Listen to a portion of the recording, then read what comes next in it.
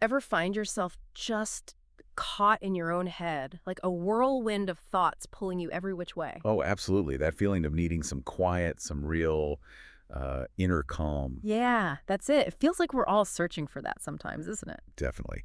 Especially now, with everything demanding our attention, finding that stillness inside feels, well, almost like a luxury. Well, you've come to the right place. Today, we're doing a deep dive into a book that offers a really practical path to finding that very thing. It's Eckhart Tolle's The Power of Now, a guide to spiritual enlightenment. Ah, classic. It's guided so many people. It really has. And we actually have James Michael and Tybootha to thank for bringing this one to our attention for this dive. So a quick shout out to them. Great choice. It's a book that really challenges how you relate to your own mind, doesn't it? Yeah. Offering this way out, really, through being present. Exactly. So for you listening, maybe you want to grasp these big ideas quickly, get those aha moments without getting bogged down. Our mission today is to pull out the core wisdom of the power of now. Sound good? Sounds perfect. Let's unpack it. Okay, so where did this all start for Tolle? His insights didn't just appear out of nowhere, right? No, not at all. His journey was uh, deeply personal. He talks about going through this really intense period of anxiety, even suicidal depression, for a long time. Wow, that's heavy. It is. And then he describes having what he calls a profound spiritual awakening. It wasn't gradual. It was more like a sudden flip, a complete shift in perception. A spiritual awakening. Ah. That sounds pretty dramatic. What actually changed for him in that moment? What was the shift? The absolute core of it was disidentifying from his thoughts.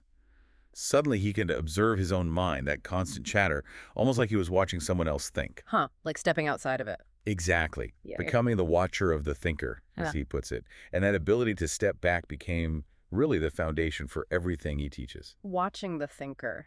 That phrase itself creates a bit of space, doesn't it? It suggests we aren't just the thoughts buzzing around in our heads. Precisely. And that leads straight into one of the book's biggest ideas. You are not your mind. Right. Explain that a bit more. Coley basically argues that this incessant internal monologue, Mm. uh, the judging, the worrying, the stories we spin, that's not who we fundamentally are. It's more like a mental habit, a deeply ingrained pattern. Just realizing that is the first step. It's the first crack in the illusion, yeah. It gives you that immediate sense of space, the insight, the awareness behind the thoughts, not the thoughts themselves. He tells that little story, the one about the beggar. That really sticks with you. Oh, the beggar on the box, right. Yeah, it's a great illustration. This guy sits on an old box for years, totally convinced it's just empty junk. Hmm. Mm. Then someone encourages him to actually look inside. Hmm. And surprise, it's full of gold. And the point being, The point is Yeah. that what we often think defines us, our thoughts, our history, our problems, this mental box we sit on, might actually be obscuring the real treasure, the richness of our actual being, the gold within. so learning to watch the thinker helps us see that thoughts are just thoughts. Mental events passing through, not the absolute truth. Exactly. It creates that crucial distance, Yeah. that disidentification. That's the first step toward, freedom from the mind's grip. Yep.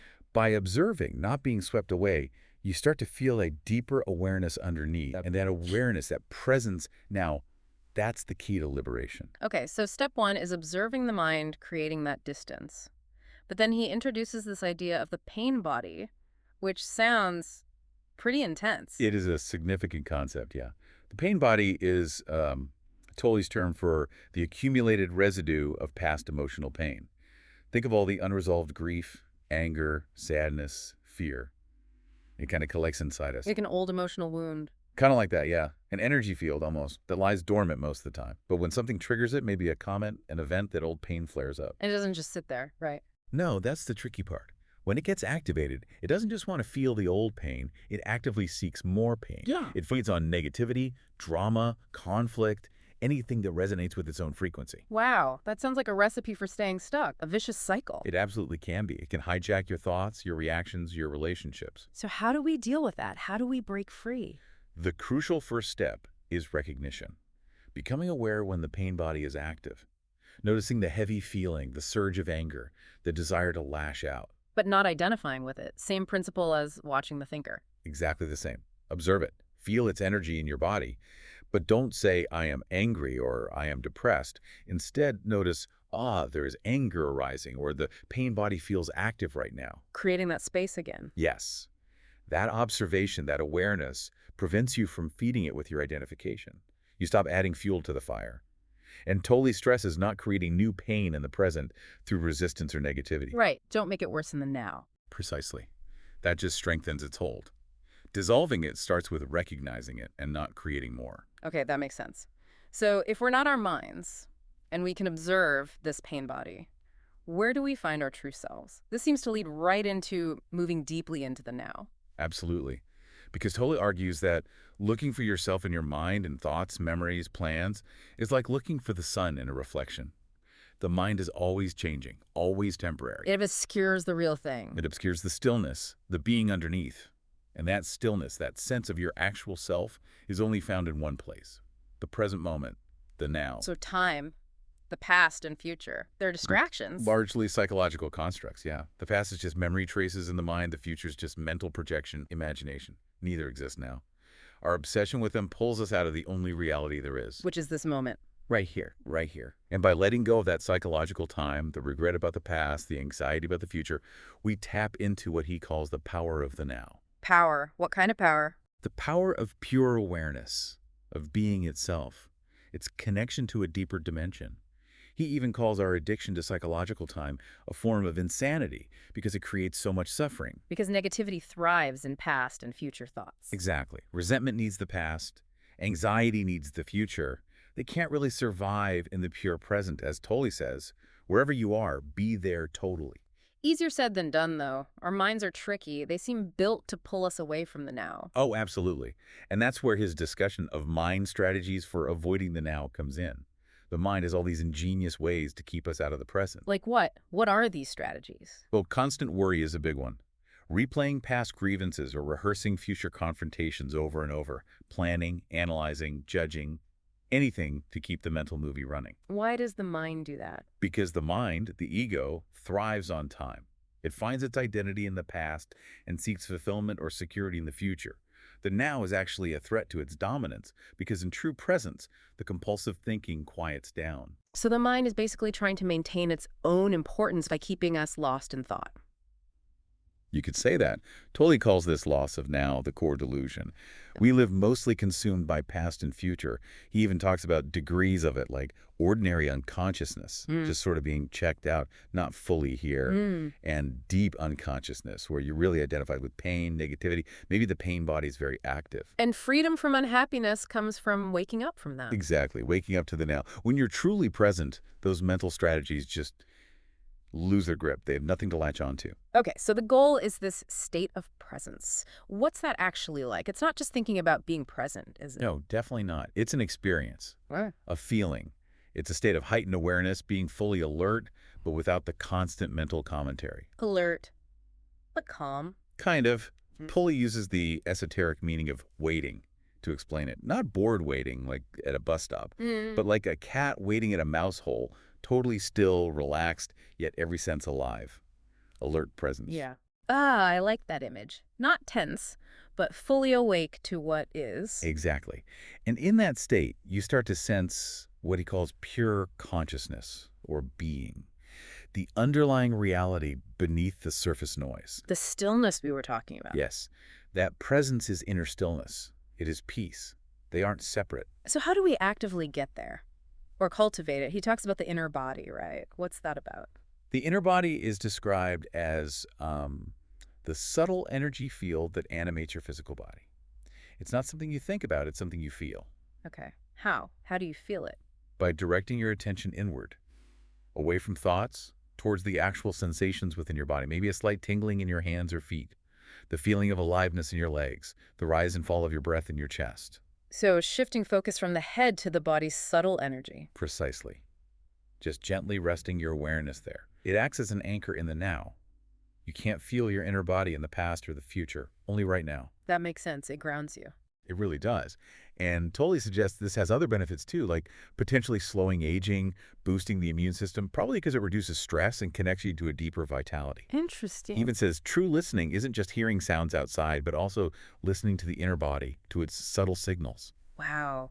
Okay, so the now stillness, the inner body, they're all connected ways into this state of presence. Then he talks about portals into the unmanifested. That sounds big. It is a more metaphysical concept, perhaps. Hmm. The unmanifested is his term for the source of everything, the formless potentiality from which all manifested reality arises, like the silence from which sound emerges. Okay. And he says things like the now itself, deep stillness, silence, even the space between objects or the space within you, these can act as portals, moments where the veil of form thins and you sense that deeper formless dimension. So moments of profound quiet or presence give us a glimpse of that. Essentially, yes, it's experiencing the source, not just the things that come from it.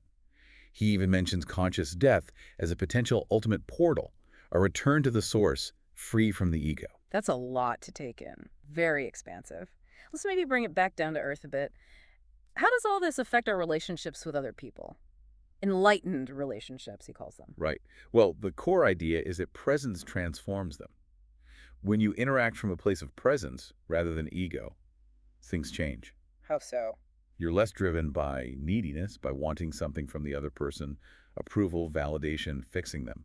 You're less likely to react based on past hurts or future fears. You can actually see and hear the person in front of you now. So fewer ego games, less drama. Hopefully, yes, Ah. less reactivity. If your partner says something triggering, presence allows you to notice your own reaction, maybe the pain body getting poked, without immediately getting swept away by it. You have a choice. instead of just automatically firing back. Exactly. Tolle also talks about how we often get into relationships looking for wholeness, trying to complete ourselves through another person, which is, bound to fail. Because wholeness comes from within, through presence. That's his point. Presence is the source of true fulfillment. And he reframes relationships themselves as a powerful spiritual practice. They constantly show you where your ego is still hooked, where you lose presence. He mentions dissolving the collective female pain body, too, and giving up the relationship with yourself. Briefly, what's that about? The collective female pain body is the idea of accumulated historical suffering specific to women. Presence, he suggests, is the key to healing that on both individual and collective levels. And giving up the relationship with yourself means letting go of that constant mental narrative about yourself, the self-criticism, the self-praise, the whole egoic story. Again, stepping back through awareness. Always back to awareness, yeah. Okay. Now, one chapter title really stood out. Beyond happiness and unhappiness, there is peace. That Ah. feels very profound. It is. Tolle's point here is that the kind of happiness most people seek is tied to external conditions, right? Getting what you want, things going your way. Sure. But that's always temporary. Conditions change. What makes you happy today might be gone tomorrow. It's part of a duality. Happiness has unhappiness as its opposite. They're two sides of the same coin. So chasing that kind of happiness is like chasing waves, always fluctuating. Exactly. True peace, he argues, lies deeper. It's a state of being that isn't dependent on whether things are currently good or bad. It's an inner okayness, an acceptance that underlies all the ups and downs. A peace that's always there beneath the surface noise. Yes, access through presence. He talks about a higher good beyond good and bad, seeing the bigger picture, the cycles of life, the impermanence of everything. And from that deep acceptance and peace, true compassion arises naturally. Which leads us to the final major theme, the meaning of surrender. That word, surrender, often sounds negative, like giving up. It often does, but Tolle reclaims it. For him, surrender isn't resignation or weakness. It's not about passively accepting a terrible situation and doing nothing. What is it then? It's an inner acceptance of what is right now. It's saying yes to the present moment, whatever form it takes, without internal resistance, without mental argument against reality. So stop fighting what's already happened or what's happening right now. Precisely. Because that fight, that internal resistance, is often the source of suffering, not the situation itself. And paradoxically, when you stop resisting the end, now, you often find you have more power and clarity to take effective action if needed.